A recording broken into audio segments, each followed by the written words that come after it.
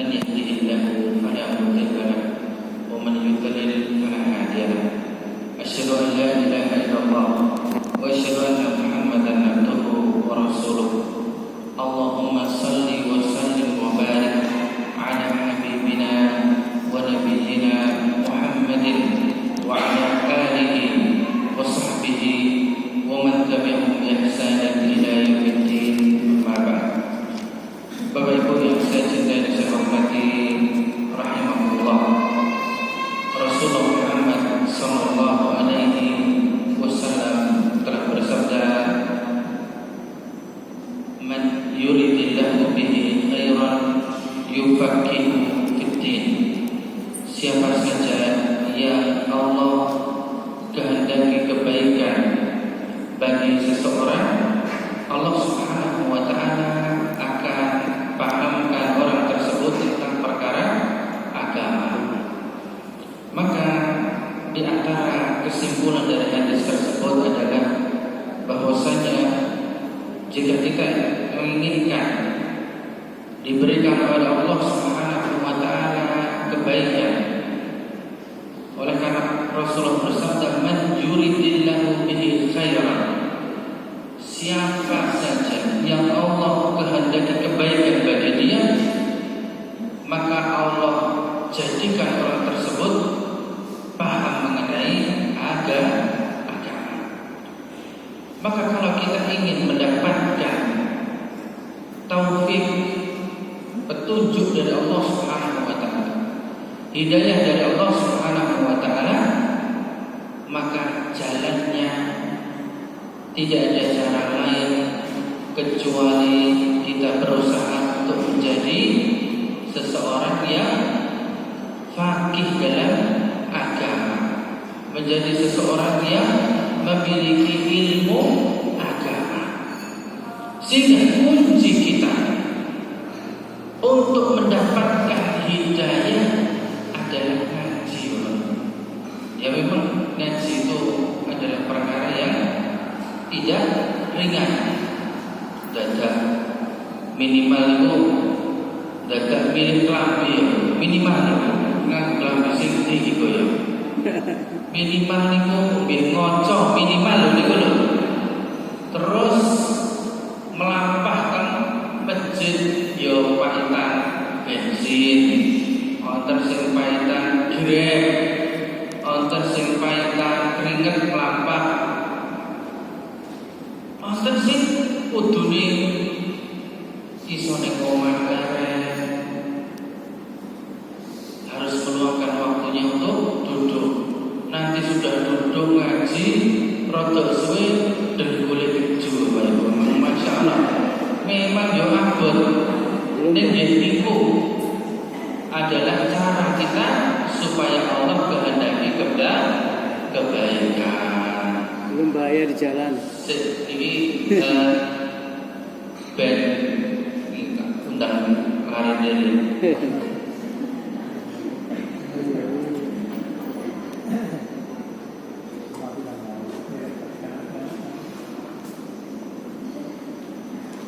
mana-mana boleh tugas lapor atau muni baca dari bawah. Tidak baterai ini lah ya ulangan angin. Baik, insya Allah kita akan melanjutkan. Ya memang dalam kalau mau hitungan terus itu yang mungkin temanya tadi yang disampaikan oleh saudara kita tadi. Cuman santri kita santri sujud akan tapi kita lompat-lompati kira-kira sing lebih mudah lagi kalau kita baca, ya kita dahulukan. Hadis ini Bapak Ibu yang saya cintai rahimahullah masih melanjutkan hadis yang terlalu. Kalau ada Bapak Ibu yang hadir di kesempatan yang lalu, Rasulullah SAW bersabda, "Ittaqillaha haitsu ma kunta." Bertakwalah kalian dimanapun kalian berada. Wa atbi'is sayyi'atal hasanata tamhuha wa khaliqin nasa bi khuluqin hasanin. Ada 3 wasiat Nabi sallallahu alaihi wasallam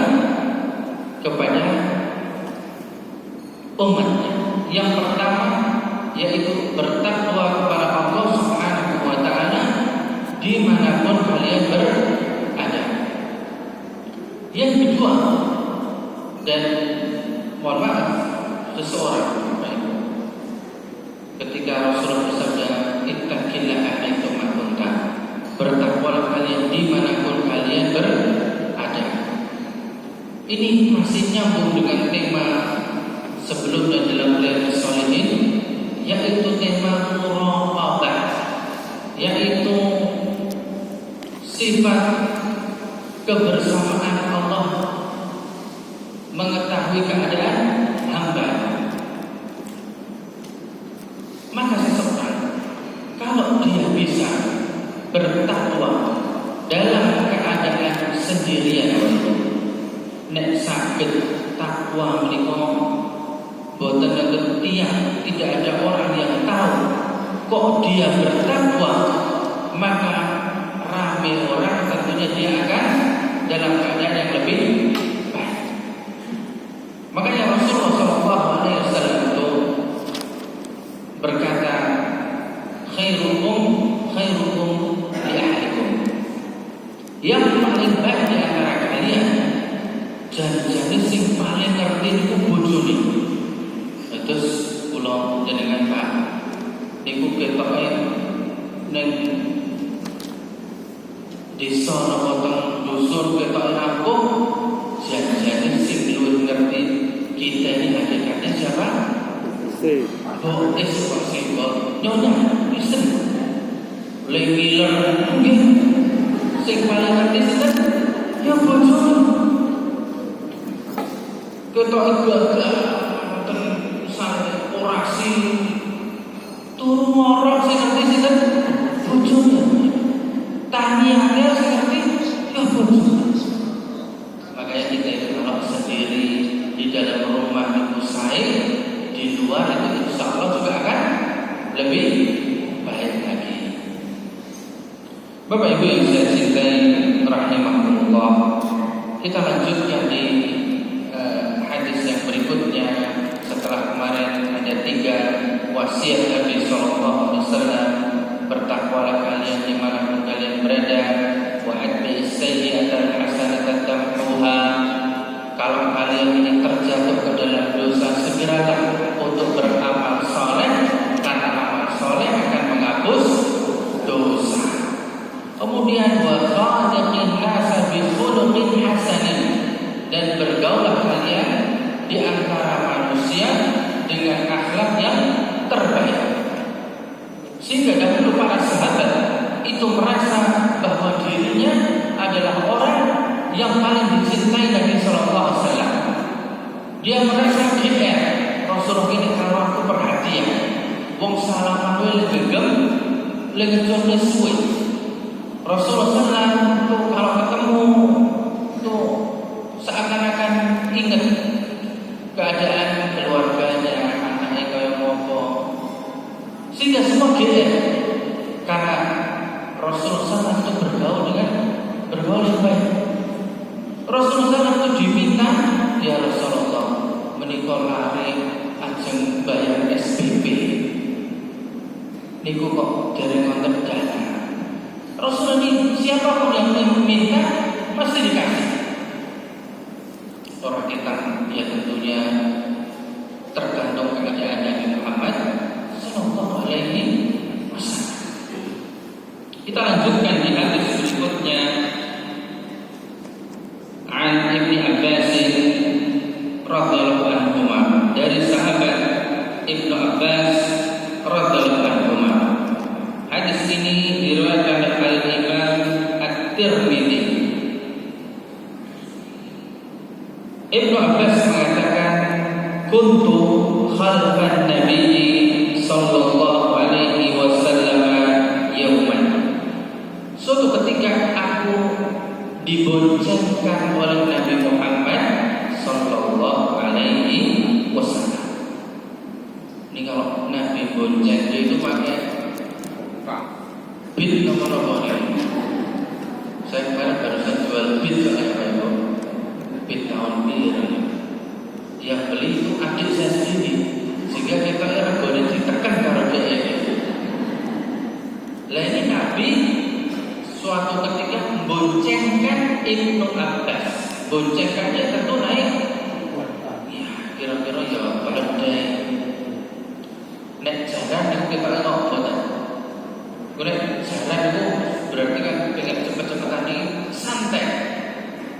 Diboncengkan oleh Nabi Muhammad SAW dan kebetulan Ibnu Abbas itu memang ini rombongan. Kalau ini mau sering PKO selimat Bapak Ibu, ini kok mandek orang lakukan ini apa? Jebule orang sing liwat Bapak Ibu. Ada ini win-win. Apa memang do ngumpul kabeh niku teng Magelang. Kita doakan moga-moga numpuk teng Magelang niku dados napa niku dados sebab rakyat Indonesia makmur. Ya lebet jenengan. Nek perlu rakyat Jawa untuk gaji. Karepe pilo. Semoga tanpa biji. Mau ngopi ngetah-ngetah untuk gaji karepe nenten Bapak Ibu. Oh pensiunan. Iya pensiunan. Kon pensiunan betul. Aku mau jegang tok niku. Medeni manuk. Berbulan itu. Ning lek Jawa 10 tahun. Baik. Kesel. Baik. Dugi napa niku? Terjadi Ibnu Abbas. Ibnu Abbas itu anaknya Al-Abbas. Al-Abbas itu pahlihnya Nabi yang paling enom. Nabi itu punya pahlih yang paling enom, Al-Abbas. Umurnya hanya kacet bulan dengan Nabi SAW, tapi lebih tua Nabi atau lebih tua Al-Abbas, ini para ulama tidak sepakat. Tapi yang jelas sak barangan. Pokoknya kelas seluruh ya seluruh kabeh. Ning biyen dari kantor sekolah kan. Lah, kemudian punya anak namanya Abdullah. Abdullah bin Al-Abbas bin Abdul Muthalib. Nah, Abdullah bin Abbas itu adalah ulamanya sahabat. Ulamanya sahabat ketika Rasulullah SAW wafat, umurnya Ibnu Abbas baru ya belasan. Baru balik berapa tahun Rasulullah sudah wafat. Nah, kita lihat bagaimana Nabi atau tarbiyahnya Nabi. Suatu ketika Ibnu Abbas diboncengkan oleh Nabi SAW. Kemudian Nabi mengatakan, ya ghulam, inni u'allimuka kalimatin. Lain. Jadi bahasa Arab itu ya ghulam. Bahasa Indonesianya wahai anak muda. Bahasa Jawa ini gampang. Lain. Ini gitu lain. Dan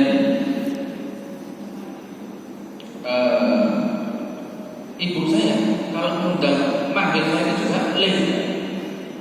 Tuh juara sekali saya mendengar ibu saya mengundang itu rem itu jarang. Orang kampung manggil saya Arif. Orang musik Arif itu gak ada. Orangnya Arif. Tapi ibu saya manggil saya leh. Tuh panggilan kesayangan ibu saya leh. Terus kembali ke sini leh. Ini mu'allimuka bikalimatin. Tak adani terus eling-eling ya. Rasul ingin mengajarkan kepada Ibnu Abbas dalam keadaan Ibnu Abbas diboncengkan. Eling-eling ya. Kata Rasulullah SAW, ihfadillaha yahfadka. Jagalah Allah, maka Allah akan menjaga engkau. Ihfadillaha tajiduhu tujahaka. Jagalah Allah, maka engkau akan menemukan pertolongan Allah di depan. Kemudian yang ketiga,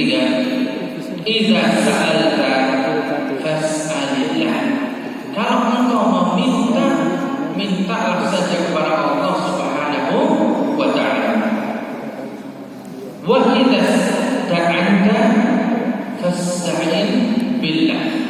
Dan kalau engkau mau meminta perlindungan, mintalah perlindungan kepada Allah Subhanahu wa taala. Wa'lam, dan ketahuilah, annal ummata, sesungguhnya umat itu atau manusia itu, la istama'at, seandainya mereka berkumpul semuanya, ala an yanfa'uka bi syai'in lam yanfa'uka illa bi syai'in qad kataballahu laka. Wa in istama'u ala an yadurruka bi syai'in lam yadurruka illa bi syai'in qad kataballahu alaika. Rasulullah mengatakan, lain, seandainya ada orang itu sepakat semua itu mau memberikan kemanfaatan kepada engkau, janjani apapun kepadamu, orang bakal kelakon kecuali Allah sudah mentakdirkan. Demikian pula seandainya ada orang ngumpul hendak menjadikan suatu kemadaratan bagi kamu, pokoknya punya rencana jahat, punya rencana maka orang bakal kelakon, tidak akan kejadian kecuali Allah Subhanahu wa taala sudah mentakdirkan. Rufi'atil aqlam, kata Rasulullah sallallahu alaihi wasallam, wa jaffatis suhuf. Karena semuanya itu pena sudah terangkat dan buku sudah ditutup. Maksudnya adalah takdir Allah itu sudah tertulis. Yang jadi masalah itu kita tidak tahu takdir Allah Subhanahu wa taala itu seperti apa. Ini tadi Bapak Ibu, saya itu kenapa kok kena nguing-nguing dari PK Musliman, itu karena menerima tamu penting, luar penting banget, ini wakil presiden. Ini tamunya itu dari BPJS Bapak Ibu. Jadi PK Musliman itu alhamdulillah sudah berdiri dengan urunan warga Muhammadiyah. Yang kita PK Enggabing urunnya rotoke. Nah, itu kalau masih belum kerjasama dengan BPJS, tentunya ya kudu bayar air, bayar listrik, padahal live mohon enter jiro, telur tiga itu. Terus AC ini mohon enter, wah luan nih. Niku kabeh bayar nganggo duit ya Pak Ibu. Ora sing gelem dibayar nganggo godhong. Nah, alhamdulillah akhirnya setelah izin operasional, kemudian akreditasi, kemudian kita mengajukan beasiswa BPJS, mugi-mugi kula nyuwun donga saking panjenengan, mugi-mugi saged kerjasama kalian BPJS dan bisa melayani pasien-pasien BPJS peserta BPJS. Ini saya terawang menjadi kita peserta kabeh. Nek omahe kang daleme jenengan niku kang mriki nggih kegaben mawon, kang kegaben.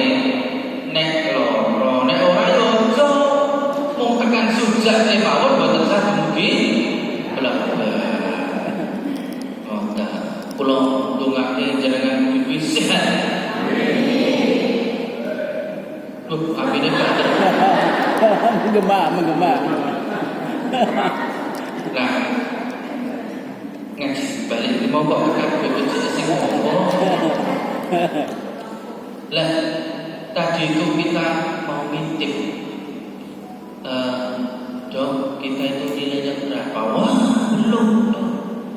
Kita masih tulis dulu. Jadi berapa nilainya itu dari ngertos.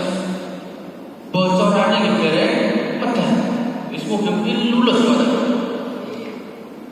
Amin. Lulus tok ora apa-apa. Yang mau suka.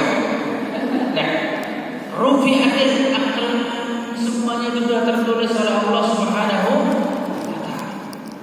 Makanya kalau ada yang mengatakan begini, dan ini ada apa ya? Lho kok nganti maling ini dadi maling piye? Harus takdir Gusti Allah dadi maling. Wah, repot. Terus kok ngerti sekondi dia nek takdir Gusti Allah dia dadi maling ngerti sekondi. Ketika dia seperti itu dia wow takdir. Tapi ketika dikasih duit 10.000 kalau 100.000 penting milih 100.000 Pak. Ini menunjukkan bahwasanya takdir itu ada namanya takdir yang mukhayyar. Mukhayyar itu bisa milih, dan ada takdir yang musayyar yang sudah ketetapan umur jenengan ponenten ukurannya boten saged milih. Aku ingin hidup 1000 tahun, boten saged. Ponenten saged. Tapi takdir yang mukhayyar, pengen jadi wong apik, pengen jadi wong elek, milih saged.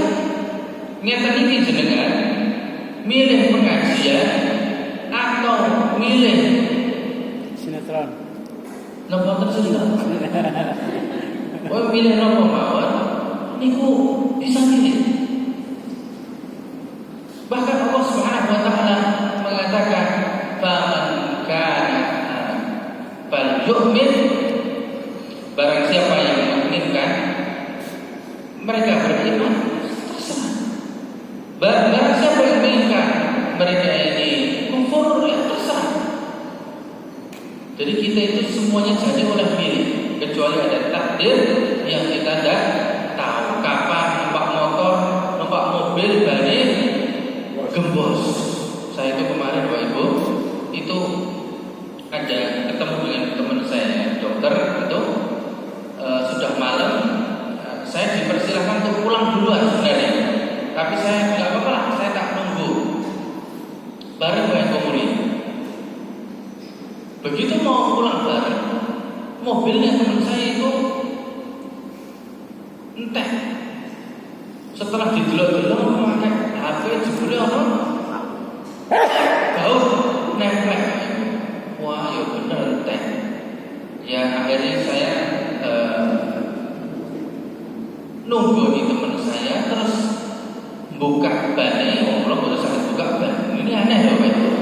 Pulau niku nek bab menungso tugel baru merem mawon iso lho kula. Saya lho jenengan niku kula gawe dewek, niku merem ya balu cekak. Nek kok nek dandani ban mobil ora iso ya. Niku nggih kula pikir-pikir sekolah dulu ora iso tiba ya.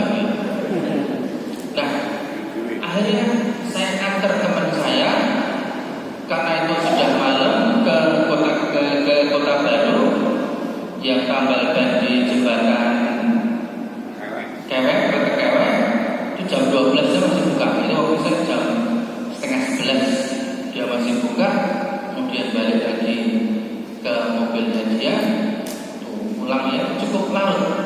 Kita tidak tahu itu namanya takdir yang sudah digariskan oleh Allah, tidak bisa pilih. Tapi banyak takdir yang kita bisa pilih.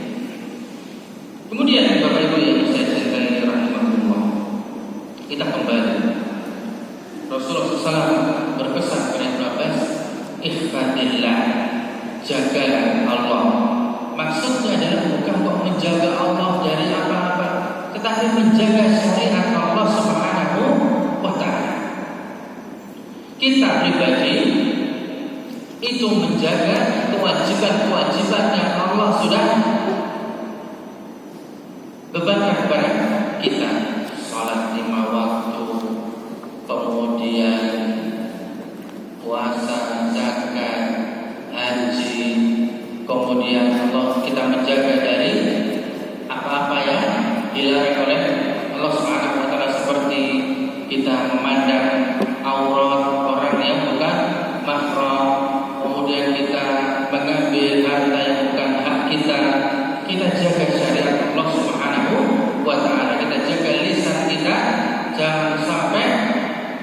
timbul fitnah dari lisan kita, kemudian kita mencela orang, kita berusaha untuk menjaga. Dan memang menjaga lisan itu bukan perkara yang ringan.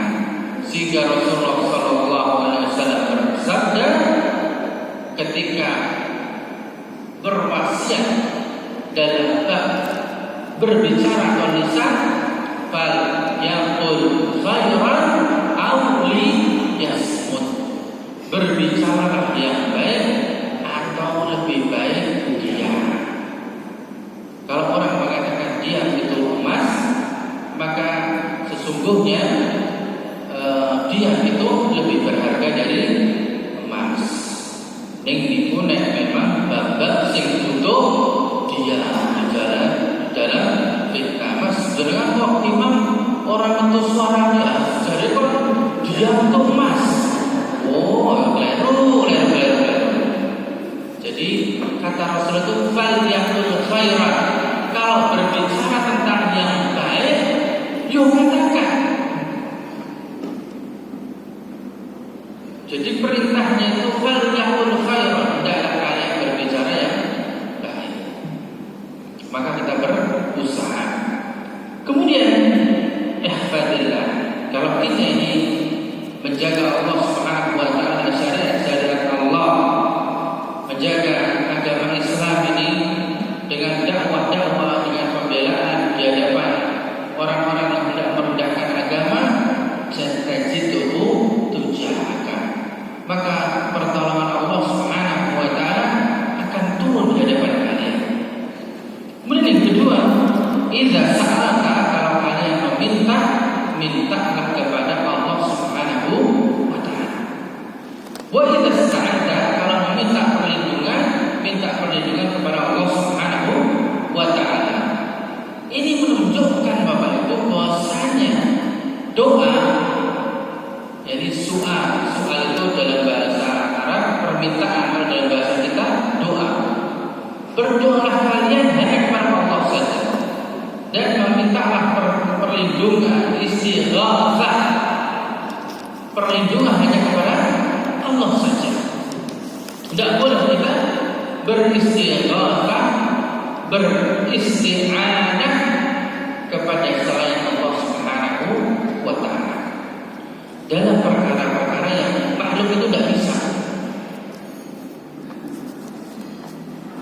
Bapak Ibu saya cintai rahimahullah, saya itu kebetulan tidak hobi naik gunung, tetapi beberapa kali naik gunung. Tidak hobi nih, beberapa kali naik gunung. Nah, ini contoh saja Pak Ibu. Orang itu kadang-kadang munggah gunung itu sok-sok ono sing ojo-ojo iki. Lah nek munggah kene nek ono sing tunggu to kene iki. Lah iki kudu nek liwat kene iki paling ora itu nyai sajen. Ben danyane ora kampung mengko nek munggah gunung ora keblasuk. Apa terus sajene? Ya nek menyang ora bawa ya rokok. Ya memang sok-sok itu demit itu nggih. Sok rokokan Bapak Ibu. Mungkin.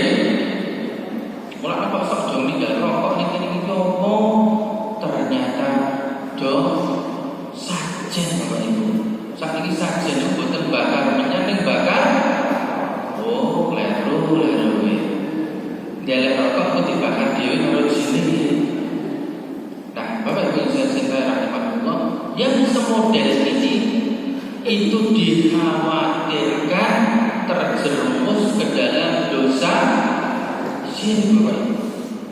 Padahal Allah sudah berfirman ketika makhluk itu, kita ini manusia ini adalah makhluk Allah Subhanahu wa taala, hamba Allah Subhanahu wa taala. Allah Subhanahu wa taala sudah berfirman kepada kita untuk berdoa hanya kepada Allah. Allah berfirman, "Ud'u ud'uni astajib lakum. Berdoalah kepadaku. Terus berdoa nyuwun selamat, nyuwun dagangan laris. Nek rumah sakit laris itu boten mawon Bapak Ibu.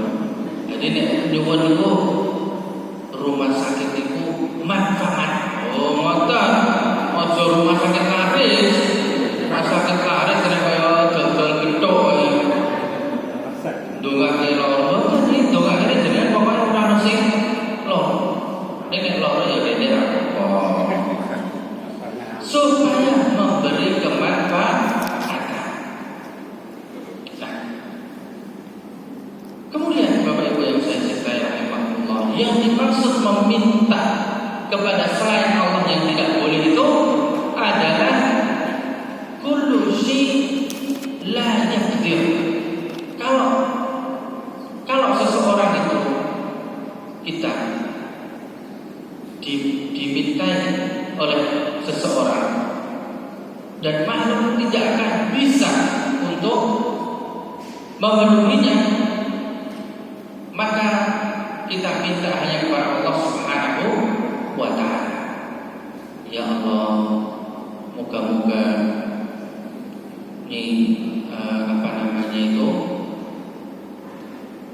diberikan kesembuhan. Karena Rasulullah sudah mengatakan la syifaan illa syifaa. Apa arti syifa Bapak Ibu? Kesembuhan. Kesembuhan, bukan obat. Syifa itu kesembuhan. Kadang-kadang bahasa Arab kalau obat itu dawa, tapi orang Arab modern menyebutnya habba. Obat itu habba, tablet atau kapsul. Nah, Rasul sudah mengatakan dan mengajarkan kepada kita doa la syifaan illa syifauka. Artinya tidak ada kesembuhan kecuali kesembuhan dari Allah. Artinya kita kalau minta kesembuhan hanya kepada Allah. Usahanya baru tanya kepada ahlinya. Sok-sok ahli ini dokter umum. Aku orang mari, nah, mungkin memang durung jodoh. Yo nek sing umum durung mari, yo pindah ning dokter orang umum Bapak Ibu. Dokter orang umum iki sing spesialis kula mau spesialis kan tak sing boten kertos. Kula kirim sing sub spesialis sing pawange luwih ahli pelit. Dados tombo niku golek-golek terus ning lene nyuwun kesembuhan hanya kepada Allah Subhanahu wa ta'ala. Adapun usahanya bertanya kepada yang ahli. Bapak Ibu yang saya cintai rahimahullah, moga-moga kita menjaga syariat-syariat Allah yang Allah syariatkan kepada kita. Kemudian yang kedua, kita meminta hanya kepada Allah Subhanahu wa ta'ala.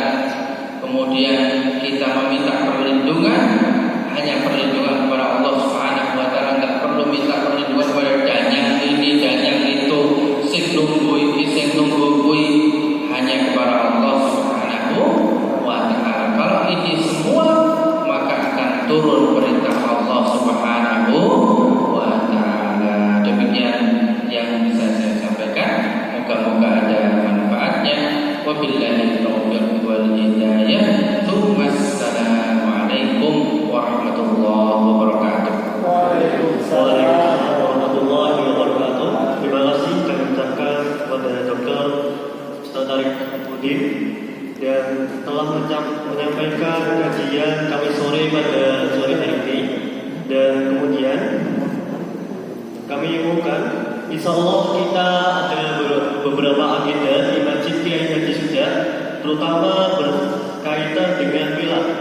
Insya Allah kita akan melakukan donasi untuk Panti Asuhan Muhammadiyah Ahmad Dahlan di Kota Kulon Progo, dan ini akan kita salurkan pada tanggal 10 November. Dan bagi jamaah yang ingin berdonasi bisa menghubungi kami. Dan selain itu, kami kami juga insya Allah akan mengadakan lomba Festival Anak Soleh Milad kedua Masjid Kiai Haji Sujat, dan ada beberapa lomba, diantaranya ada lomba menggambar, mewarnai, lomba CCA, dan lomba wudhu. Mungkin untuk Bapak Ibu yang memiliki putra putri bisa mendaftarkan lomba yang akan dilaksanakan pada tanggal 20 November 2024. Baik, mungkin cukup itu saja yang dapat kami sampaikan. Mari kita tutup kajian pada sore hari ini dengan mengucapkan hamdalah. Baik, kami ucapkan terima kasih. Jazakumullahu khairan katsiran. Wassalamualaikum